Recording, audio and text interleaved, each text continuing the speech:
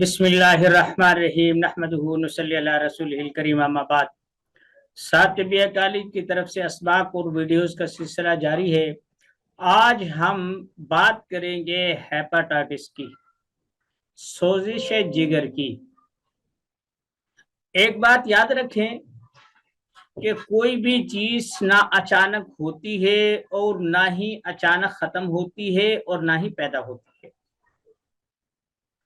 इसके कुछ असबाब व अवामिल होते हैं और पहले कुछ चीजें महसूस होना शुरू हो जाती है, अलामात शुरू होती हैं।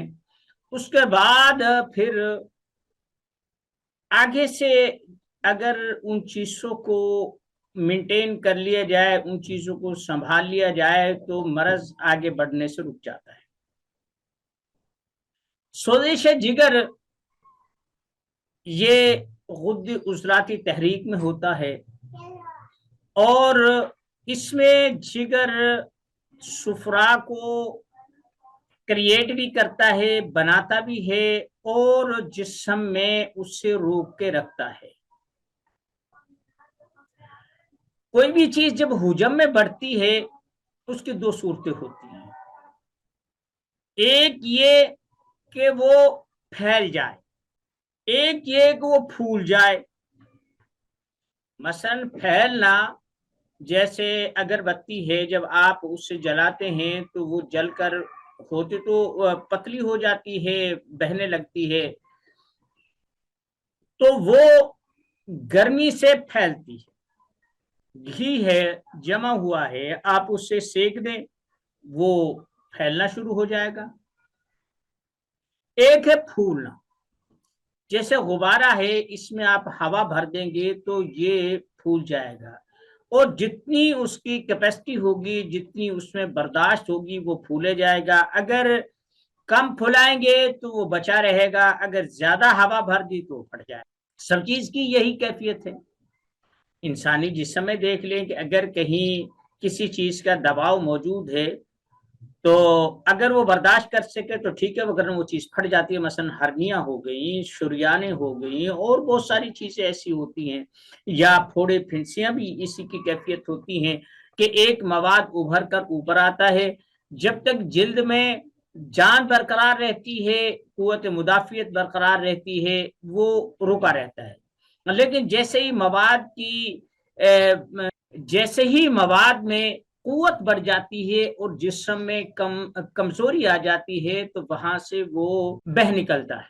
बस यही एक चीज है। हेपेटाइटिस सी या हेपेटाइटिस बी, दूसरे तीसरे बहुत सारी अकसाम है, जिससे पता चलता है कि जनाब उससे हेपेटाइटिस हो गया। वो बेचारा ऐसे सूखना शुरू हो जाता है, उसकी बोलती बंद हो जाती है, फिक्रमंद हो जाता है, एक दबाव आ जाता है और वो एक नफ्सियाती मरीज बन जाता है। क्योंकि हमारे मेडिकल में एक बीमारी है, मेडिकल में बीमारी नहीं, जो इसे चलाते हैं, जिन्होंने इसे एक मल्टीनेशनल कंपनी के तौर पर जिन्होंने हैंडल करना है, जिन्होंने अरबों खरबों की इस इंडस्ट्री को खड़ा किया है, अब उन्होंने वसूली भी तो करनी है ना।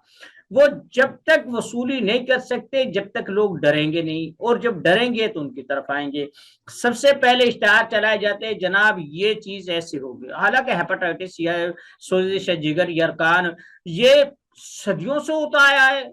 नामालूम तारीख से लोग यरकान का शिकार होते रहे। पुरानी से पुरानी किताबों में यरकान का इलाज मौजूद है और सहल किस्म के इलाज मौजूद है। लेकिन जब मेडिकल ने देखा कि गाहक आना शुरू हो गए तो वो एक ट्रेंड चला। कभी उन्होंने खुन्नाक का चलाया, कभी पोलियो का चलाया, कभी काली खांसी का चलाया, कभी खसरे का चलाया, कभी टीबी का चलाया, कभी हेपेटाइटिस का चलाया, कभी शुगर का चलाया, कभी ब्लड प्रेशर हाई का चलाया, वगैरह वगैरह। वो ट्रेंड चलाते रहते हैं। फिर जब वो लोगों के जहनों में एक चीज बिठा देते हैं मीडिया के जरिए से, फिर लोगों के सामने मसीहा बनकर आते हैं और कुछ दवाइयां एक्सपेरिमेंट के लिए सरकारी हॉस्पिटलों में या डॉक्टरों पे या डिस्पेंसरियों में या खैराती इदारों के जरिए से वो मुफ्त में तकसीम करना शुरू कर देते हैं और लिखते हैं नॉट फॉर सेल। जो है ना, महंगी होती हैं, लेकिन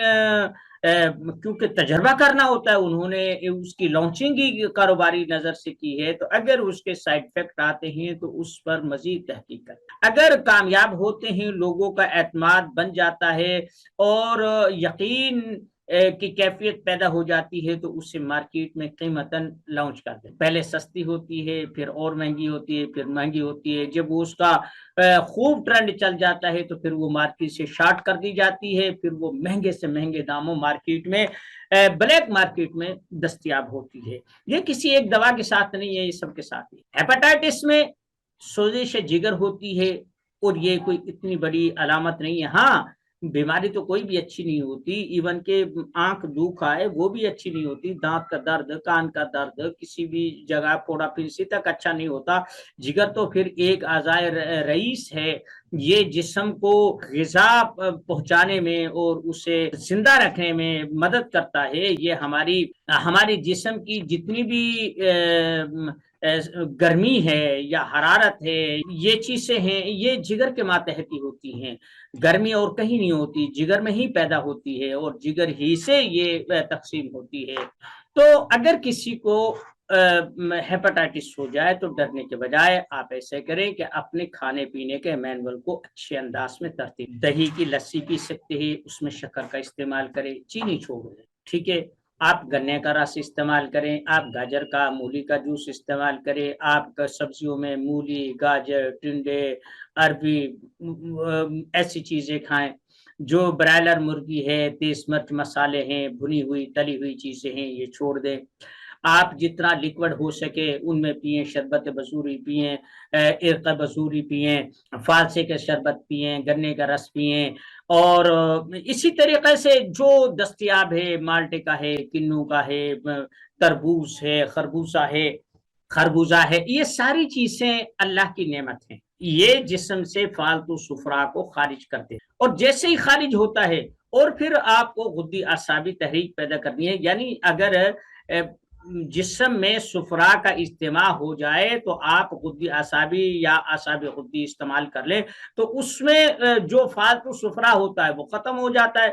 دیکھیں، جرکان میں ٹھنڈی چیزیں دینا نقصان دہ ہوتا ہے، وقتی طور پر ریلیف ملتا ہے لیکن حل نہیں ہوتا، تو اس لیے اس میں ٹھنڈی چیز نہیں دی جاتی، اس میں گرم تر چیز دی جاتی ہے، تاکہ جو سفرا جمع ہے وہ پیشاب کے راہ، پخانے کے راہ وہ خارج ہو جائے اور جسم سے اس بوجھ سے نجات ملے، ٹھیک ہے۔